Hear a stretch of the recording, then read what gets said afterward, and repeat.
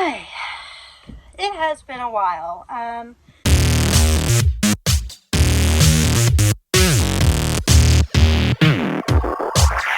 If you're new to my channel, welcome. I talk about complex post-traumatic stress disorder, childhood abuse, sexual abuse, therapy, and just random stuff too. I'm always nervous. You will notice this about me. Um, if you're not new to the channel, welcome back. It's nice to see you again. It's been a long time. So today I would like to talk about, they're kind of hot button issues, but I feel like I just need to kind of say my piece on it. Using victimhood to excuse or encourage violence. Using your own victimhood to excuse the violence you perpetrate onto others. I'll be the first to admit I still work through a lot of anger, especially towards my abusers, and I also have anger towards the system that absolutely led to my abuse. The American government is not great at preventing child abuse, and they're definitely not great at punishing or rehabilitating, if at all, perpetrators of abuse, like any kind of violence. Personally, in my life, I've struggled with the need for vengeance. Pretty, pretty much right after one of my really bad situations, I ended up going into kind of learning about Wicca and black magic, and getting my revenge on any person who so dare harms me, kind of thing. Now, there are some people who believe that that is real.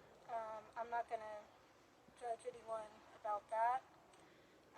I think that in any sort of religion can trigger that feeling of spirituality, because I myself have looked into and not necessarily practiced, but kind of added things that you find something in a religion that actually works for you.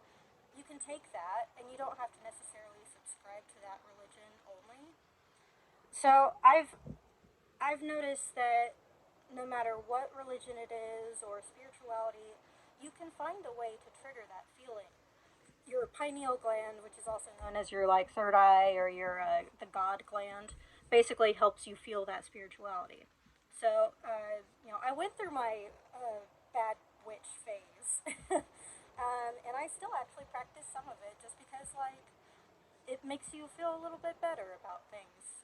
Especially with shadow work, that is something that is actually done in psychology as well. Basically, you introduce yourself to your dark side. Every human being is capable of great evil, but we're also capable of insane goodness. That is the duality of man. It's a spectrum. We can do horrible things, but we can also do really nice things. I prescribe to the idea that most people want to do good things, want to put out good, but there are some people who literally just want to hurt others.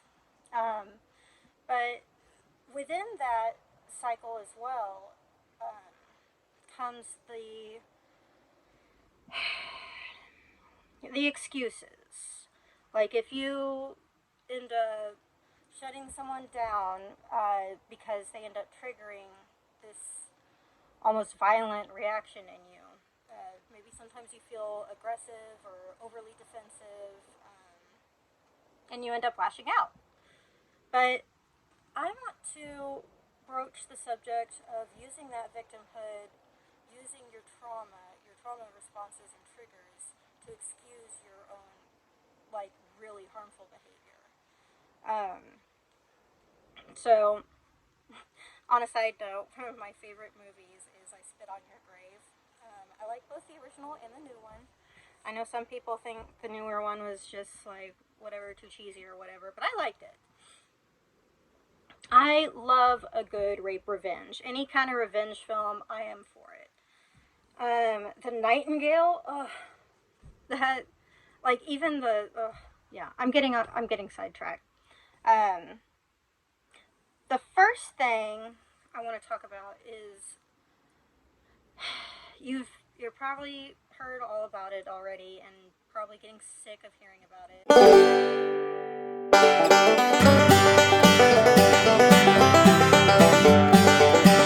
Quiet on set. Um, it was all right. I watched the whole thing. It was really sad. I've I've been like a chronic online person, so I already knew about Dan Schneider. I think they kind of skirted the line on his whole sexual predatory behavior. They did talk about it, but I don't think they necessarily. I think they were feeling very allegedly kind of feeling. You know how someone doesn't. They want to say something, but they don't want to like get themselves in legal trouble, kind of thing. You know. Um, so generally, I thought it was decent. They actually gave the victims some room to speak. Um, but I'm pretty sure they didn't have any experts actually. I didn't see, I did not see one clinical psychologist or sociologist or child psychologist, anyone who specializes in trauma or anything like that. Um, in that kind of a documentary, especially when dealing with someone like Drake Bell, who is an example of the cycle of abuse being perpetuated, you need experts to kind of help unravel the complexities of these situations. Um, Drake Bell himself has some really horrific uh, accusations and stories told about him. He pled guilty to. I'll have to put it on the screen because I can't remember what it was, but I was there watching when his victim, this very young girl, I think she was maybe 19 at the time, uh, but she was calling Drake out on his shit, and he was just staring at the camera like.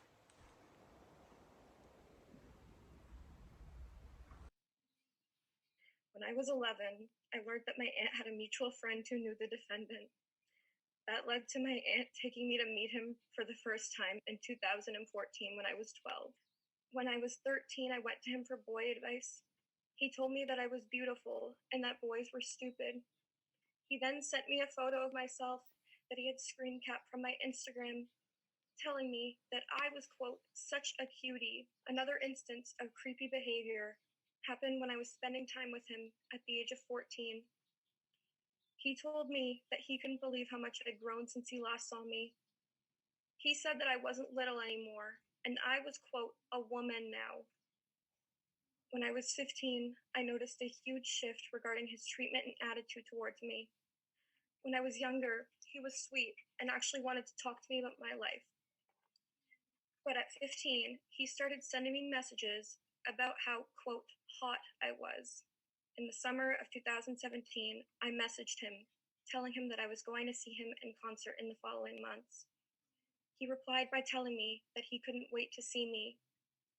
He also asked me, quote, how old are you now? I told him 15. He then told me to, quote, hurry up, don't smile at me. Not too long after that, his messages to me became blatantly sexual. This eventually led to many months of inappropriate messages and photos being exchanged over Instagram and Snapchat. The photos exchanged included photos of my body and photos of his body and his genitals. On December 1st, 2017, my aunt took me to the Odeon Concert Club to watch him perform. That night, the defendant took me backstage to be alone with him. He started kissing me, and the night ended in him having me perform oral sex on him twice. I idolized and looked up to him, and he took that and broke it in the most sickening way possible. He is the epitome of evil. I deserved better than to be used for his sick desires and for my suffering to be used for his amusement. Jared Drake Bell is a pedophile, and that is his legacy. Your Honor, I just want to say today that I accept this plea because my conduct was wrong. I'm sorry that the victim was harmed in any way, but that was obviously not my intention. I have taken this matter very, very seriously. Have you though? And again, I just want to apologize to her and Yeah, like it almost felt like it was mocking, almost. But on that note, you cannot use your childhood as an excuse to then go on and perpetrate violence, sexual violence, any kind of violence. It is on you to. You don't have to fix it, but you have to make damn sure that you do not put more harm out in the world. That is the bare minimum. Do not add more harm to the world. Yes, you are hurt. You are hurt horribly. Like, I I will go over my full story one day when I feel like I can get through it. But my first sexual assault was before the age of 3. I've been through every life stage. I've been through emotional, physical, and sexual violence. The last time I was full on raped was in 2018. But I still experience harassment on the street, uncomfortable situations. I have severe agoraphobia now because of the amount of adverse experiences I've had, the amount of sexual violence. I also live in Texas, which kind of says a lot. It says a lot about the daily life of women just trying to move about the world, trying to go about our day, and like feeling uncomfortable if someone even looks your way. Like when you see them and like you know that they've locked their eyes on you, they're coming towards you, and then some random cheesy pickup line. Now, the way I usually handle that is I'm a big fawner. I kind of giggle, kind of brush it off. I'm still working on the standing up for myself thing. I am working through it in therapy. But that is something that, it takes years and years to get over. So I absolutely understand going through the most horrific sexual abuse a person can go through. That is not an excuse to go and perpetrate that abuse on someone else. I believe his victim claimed that he orally raped her.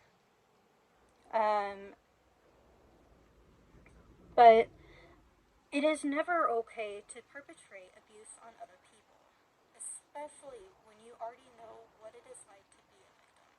Now, a lot of these people who go on to perpetrate that violence, they are having a reaction to what happened to them. They've bottled it up. Maybe they'll talk about it sometimes, but if like I'm not. You don't have to watch the documentary if you don't want to. It's heavy shit, and it's very disturbing. But what I noticed personally when Drake was talking about his experiences, he didn't want to go into detail. This is very common because when you go into detail, it's very easy to get sucked back into that situation. You can start having flashbacks. Sometimes, if my panic attacks or my flashbacks start acting up real bad, I'll throw up, I'll have diarrhea. Um, it can get really bad. The physical symptoms of trauma are very real. I'm already rambling. I'm so sorry. But main thing, yes, abuse in your childhood is never an excuse to go on and harm other people. Um, while it offers an explanation, absolutely, it is never an excuse. So, if you've been here before, I always use notes because I have complex post-traumatic stress disorder. I have severe anxiety, major depressive disorder. What else? Agoraphobia. I already said that one earlier. But I have to have something to keep myself focused, on point, basically. So you'll see me kind of mess with my notes and kind of like just look down every now and then. That's just how I am. So I wrote down a couple of things, like just a couple of things that you can at least do, at least start. When you hurt someone, you need to first apologize genuinely and sincerely. If you feel like you don't mean your apology, don't do it. Do not do it. And I'm sorry you feel that way. Never say that to your victim. Never say that to anyone. Actually, just don't say it. It's really condescending. It does no one any good. So the second thing to do is take steps to alter your harmful behavior, which is like therapy, rehab. You can go online and find helpful resources if you don't have the finances to, or like any resources in your area. Like in my area, they offer, so they have clinics where you can go just for mental health, and you can go either on a sliding scale, finance wise, or they have ways to help you get it for free. So I have my medication, and I have a therapist, and I have a psychiatrist.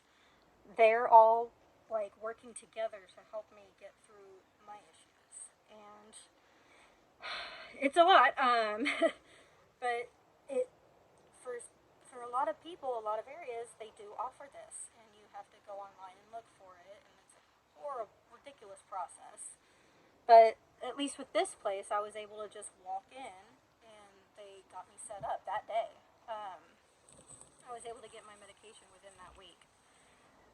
So that has been a huge help for me. And if I mean, there should be online resources. It's something you just kind of have to look for. Kind of Google free or sliding scale therapy services or medication management. I just want to kind of like get that information out there because a lot of people don't know that there are those services, and not every area has them, which is a huge like fuck you to everybody who has mental health disorders. But yeah, like find some resources. Watch online therapists. There's a couple of them. I'll put at least one or two on there. They kind of go in and they explain about how all these things work. Like, I am certainly not an expert. I am an involuntary expert on child sexual abuse, emotional abuse, and physical abuse. However, I do not have a PhD. I did not go to school, and I am not an expert in this field. I think I hear cats. We have a lot of neighborhood feral cats that come around. They get some food from us. I absolutely love like feeding them and getting to pet on them. Okay, I was in the middle of something. I'm sorry. I keep going on tangents. I ramble all the time. I apologize. This may be a long video. So the third thing, we were talking about like steps you can take to better yourself after perpetrating violence or harmful behavior of any kind. Like you need to take accountability. That is the biggest thing. Yeah, that's yeah. Third, you must take accountability. So own up to your harmful behavior. Move forward, not on. Move forward. Not everybody moves on. In fact, most people do not move on, especially when dealing with something so horrific. But you can move forward to be a better human being. Yeah, basically, it's a long, scary, fucked up road that you have to go basically alone, but most people need a support system. Well, I can't say that. All people need a support system. If you don't have a support system, like any kind of loved ones or friends, it makes it 1,000 times harder to recover in any sort of capacity. So a support system is huge. Sorry, guys. I'm trying. Recovery is scary. It's scary as hell, but it's worth it. The alternative is being a piece of garbage, basically. Like, some people embrace the garbage and, like, that's alright for you, whatever. Just don't hurt other people. Like, go be garbage by yourself, you know? I want people to do better. Do better by your victims. Do better by your loved ones and your support systems, your friends, your pets. Be kind to your fucking pets. They take care of you. It's sure you take care of them kind of, but they give you far more joy and love than you could ever give them in food. I say that, but I mean, if you've ever watched a cat lick one of those little lick'em sticks, oh my god, the joy is just wonderful.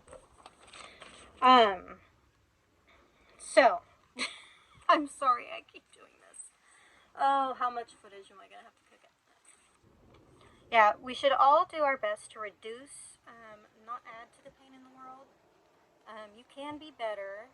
Oh my god, this sounds so disingenuous. I'm sorry. Like, I write my thoughts down and it's hard for me to actually articulate some things.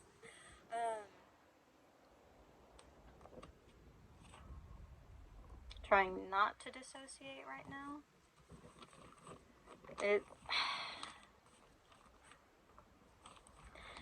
So, like, I'm going to talk about this a little bit.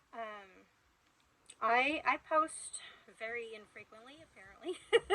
I can't remember how long it's been, several months since I last posted a video, but I deal with constant, like, dissociation. I turn off randomly, and computer is not working.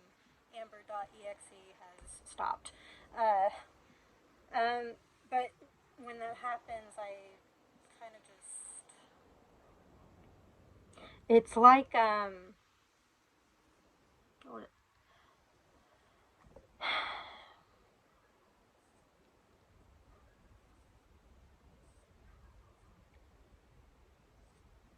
it's like fighting your own internal machine, basically.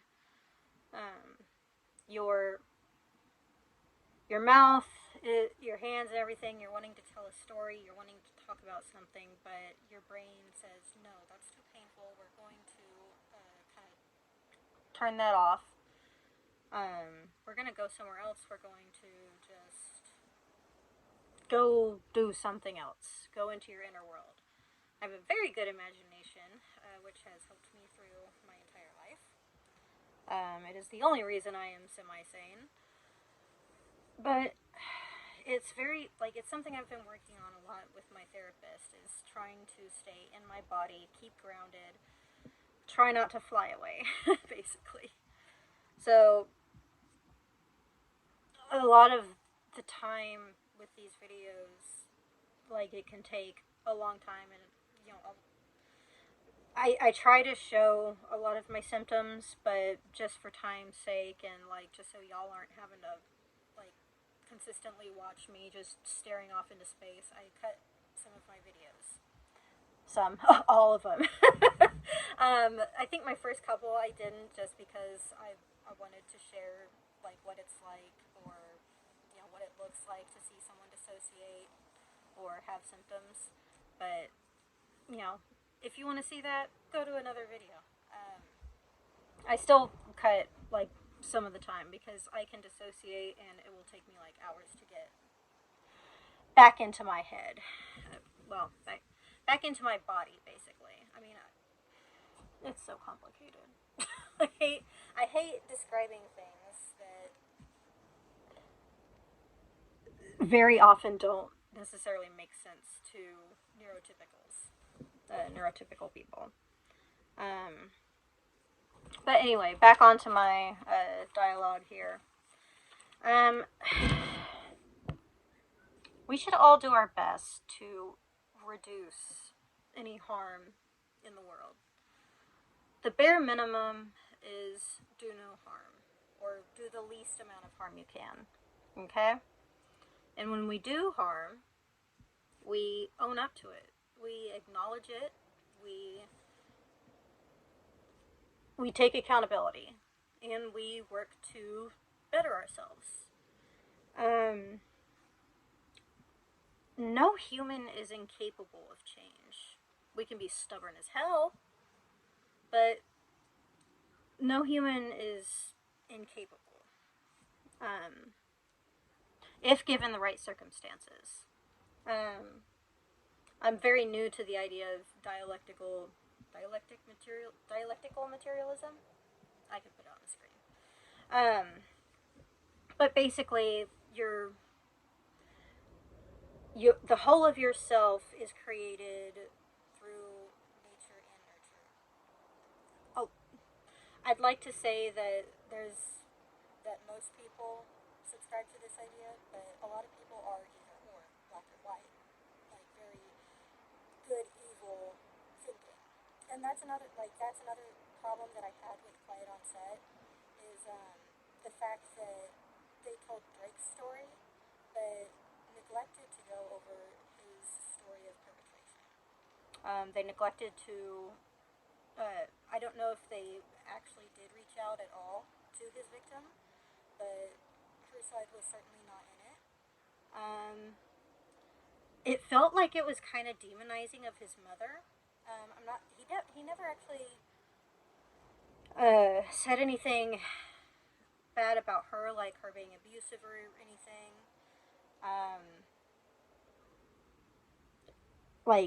Personally, I think it is a little neglectful, but that's also something that I can't really judge because I've never been in that situation. I'm not a parent. I can't speak to a parent's experience, but I can speak to a child's experience. So that's what I usually stay on. But I just wanted to kind of note that because, I didn't see his mom in the documentary. I don't know if they reached out to her either. But it was just kind of it felt like they were trying to do, good versus evil kind of thing, When a child is sexually abused in any way, and the parents aren't the parents are not to blame for any of that. The person who is to blame is the pedophile, the perpetrator. That's the only person who is at fault here. And the idea that they're kind of portraying Drake's mom to be the ultimate, neglectful mom who just handed her child over to a predator. That's kind of what I feel. It felt really kind of icky to me. But that's what I had to say on that bit. Oh, and Drake took some responsibility for this. He's been on several podcasts talking about his experiences. There was one I watched that they at least tried to kind of talk to him about the yuck stuff, but in that particular context, what they were doing was working with him. They knew that he was still kind of new to the whole therapy stuff, acknowledging your wrongs, talking about how you feel about stuff. So they didn't really drill a whole lot, but they did at least acknowledge that he was accused and pled guilty to, was it harming a minor or something? Like the crimes that they could actually prove was him talking to a minor online and I think sending illicit photos. But I like it again. I'll put it on the screen. Um, he took some responsibility, and that it may take years for him to actually admit if he did anything other than what he pled guilty to. Um, that I feel like that's how it is for so many perpetrators. Like they don't even want to acknowledge that they did anything wrong. Um, it's very distressing to them to think of themselves as a perpetrator, as a pedophile, or as an abuser. So they will minimize, and it's a self-preservation. Like they're not always doing it on purpose, but a lot of times they are. um, Especially with Drake's case, like he was so fucking creepy during his case while that girl was telling her story. I still can't get over my ick feelings toward him. Oh, that's my Harley, and I have my alien. I'm a bit of a horror fan. Alright, so now that we've kind of talked about the Drake situation, I'm gonna get to this, and there's a lot of people who will probably think that this is anti-Semitic or whatever.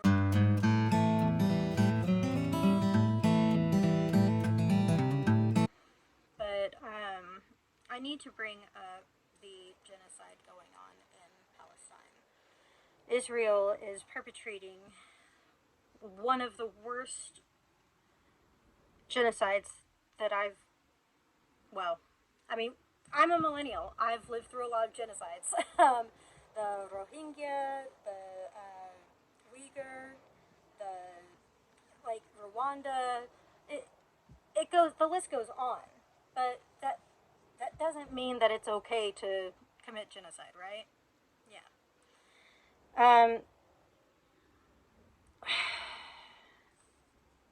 I could see this coming a mile away, and a lot of people could as well. Israel themselves is an occupying force. It is an apartheid state. Palestinians do not have the same rights as Jewish citizens.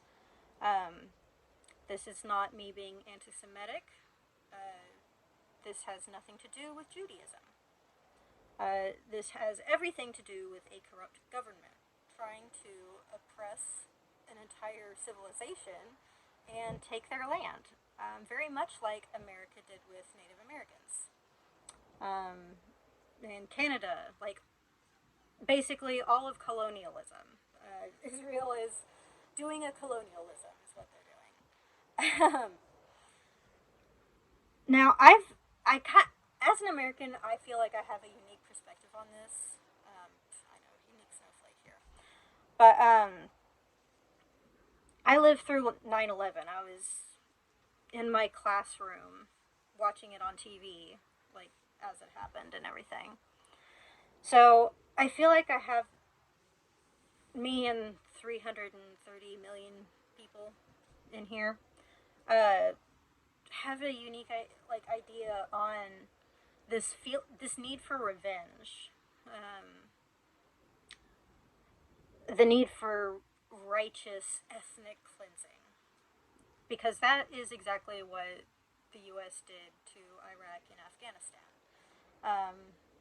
and more than like so many other different countries, like Cambodia, for example, Vietnam, although that was unsuccessful.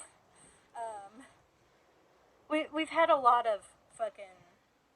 America is probably the worst empire when it comes to brutalizing. Brutalizing? That's not a word. To brutalizing entire cultures. I think probably the British Empire might either tie. I don't know. They did some pretty bad colonialisms too. Um, Basically all of Europe. um, I'm getting sidetracked. I'm sorry. I keep doing this. Um, the global war on terror was, I mean, it was a thinly veiled attack on innocent civilians in the name of defeating terrorism. And it just, thinking back on it and how like all the other citizens around me, it there was this like bloodthirsty feeling in the air, and this need for constant fear. Like even when I like went to church, I grew up Christian. We were kind of on the Baptist, Methodist, but also fellowship thing. It There's some religious trauma there too, but I'll get into that another time. Even at church, we were talking about what happens if anthrax happens. What if you randomly open a letter and get anthrax? Like, should we have gas masks at all times? The the amount of fear mongering that happened was just astronomical, and that is exactly what Israel is doing with Palestine and Hamas. The October 7th attack was fucking horrific, and there's no excuse for it. There is no justification you can do for killing innocent civilians. There's none.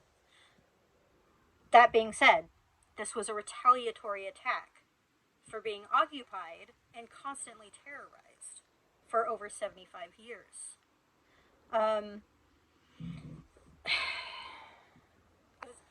Palestine itself was occupied by British forces, I believe. I'm gonna have to double check that. I'll put it on screen though. And they're the ones who basically gave European Jews their own little ethno-state, basically. In 1948, the attack called the Nakba, or the, what was it? The catastrophe. That's what is kind of translated to. Like,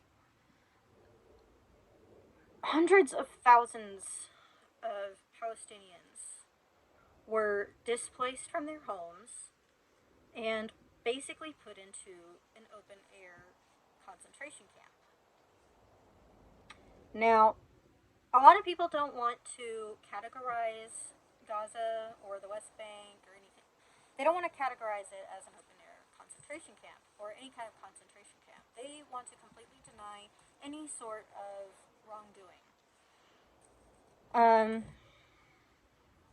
But when you have walls all around you, you are caged in, there's no other way for you to get out of this cage unless you go through a port of entry in which you may or may not actually be allowed to enter or exit. I would call that an open air concentration camp, open air prison even. Israel has constantly, for years, controlled their food, their water, their electricity. And, what was it? They called it putting Palestinians on a diet, where they restricted certain foods. They wouldn't even allow pasta in, which is ridiculous because, I mean, that's. Anyway, Palestinians have been being slaughtered these last few months. Over 34,000.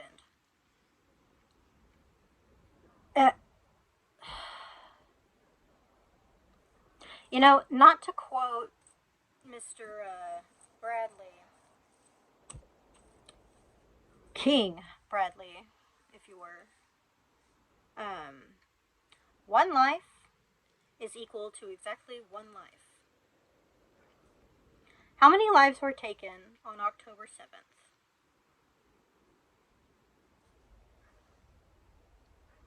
Now, how many lives ongoing are Israelis taking? Which one of these numbers is bigger? Is this an equal reaction to an October 7th? No, it's not. They have, even before October 7th, they were terrorizing children, women, men in the streets. It is insane. They imprison them. They torture them. And you expect them not to try and fight back? After 75 years of oppression? I don't know in what world you think that that is reasonable. It is horrific that Israeli civilians were killed,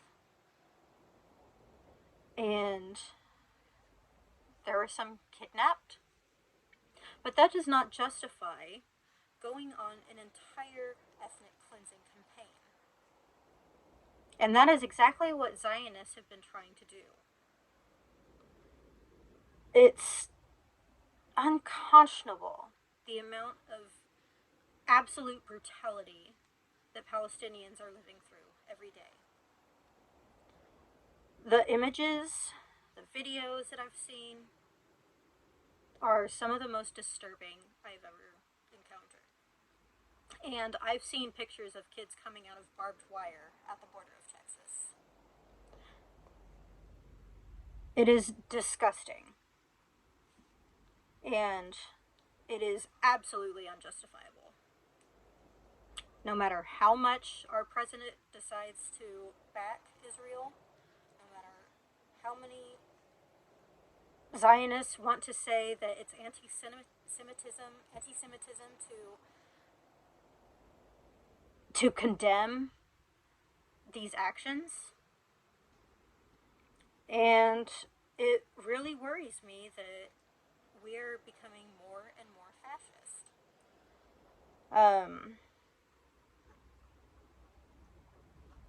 It's not okay. I think one of my cats is getting sick right now. Hopefully it's... Okay, sorry. These last few months have just been very hard on me. I know it's really ridiculous coming from a random white girl on the internet, but when you have CPTSD, it can be very all-consuming, basically. In fact, the whole reason I haven't uploaded a video in so long is because I've been dealing with my depression and flashbacks and panic attacks. It is so disturbing seeing children go through what they're going through today.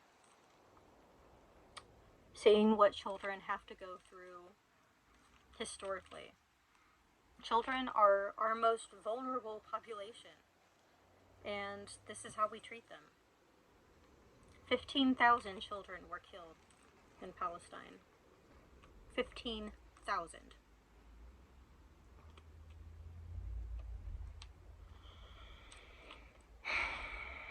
Anyway. Okay. When an apartheid occupier is attacked, this is a retaliatory attack. This is not coming from nowhere. Israel has claimed victimhood in order to justify their ethnic cleansing. I think my cat's ready to come in.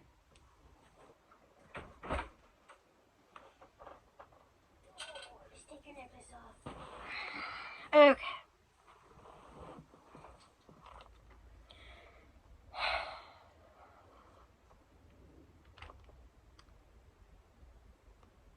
Okay, I'm sorry. My mind is just going. I don't know. I'm going to try and get through this as quick as I can. Because I wrote down, I've still got another page and a half to talk about. Okay. This entire situation is just fucked beyond belief. It's disgusting. I cannot stand that there are so many people, including our own government, which is funding the fucking genocide. It is... It's insane. It is absolute insanity. Israel has claimed victimhood in order to justify their ethnic cleansing. Using the Holocaust, many victims themselves and descendants have argued not in our name, saying that not only is Israel not helping to keep Jews safe, but making it far worse and more dangerous for Jews worldwide. Hi, kitty. Genocide is never justified. You can explain this kind of behavior with past traumas, but it is never an excuse to go and perpetrate violence. Mass trauma, like, 9/11 or October 7th, can absolutely cause this visceral, bloodthirsty need for revenge. But that doesn't justify it. That doesn't justify killing, slaughtering, raping, and pillaging all of these innocent people who had nothing to do with your trauma. It's...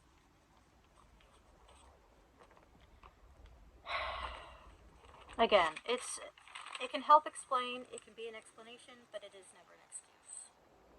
So there is no excuse for the genocide happening in Palestine. We are a combination of nature and nurture.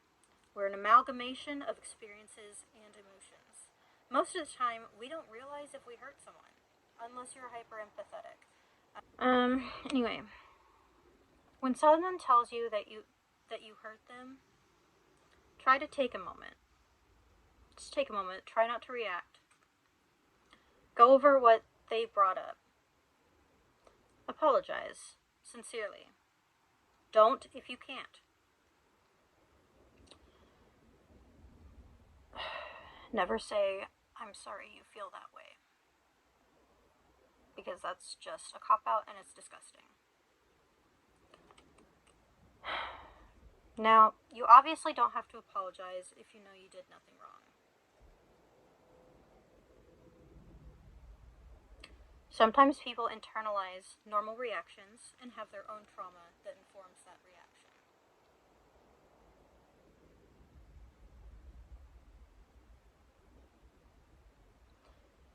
The main point here will be communication. Talk about how you feel. What may have caused this reaction? Am I feeling hurt because this person did or said something hurtful? Or am I reacting to a situation that was triggered by an otherwise normal actions or words? Sit with your uncomfortable feelings. Acknowledge when you are reacting from a space of trauma and communicate with your loved ones. It's incredibly hard to acknowledge that you've done something, said something terrible. But it's still on us to better ourselves, to work on fixing that behavior. It's not fair, especially when the one or ones who hurt you take or took absolutely no responsibility. But it starts with us. I think that's all I have to say. If you made it through this whole video, thank you. I will put up a couple of kitty pictures just to kind of help lessen the mood of dread in the air. But yeah, I think I'm just gonna keep doing videos when I'm able to. I don't really plan on having a schedule since I don't think I can actually keep one. But I do have some ideas that I would like to get into in the future, including some anime. Maybe just some like fun analysis things. That way I'm not always doing these crazy videos. But yeah, I hope you actually have a good day. Try to be good to yourself. Be patient with yourself when you're not able to, act or react the way that normal people, normal, neurotypicals want you to, or abusers want you to. Be kind to yourself. And try to be kind to others. And if you can't, try to forgive yourself. Um, yeah, and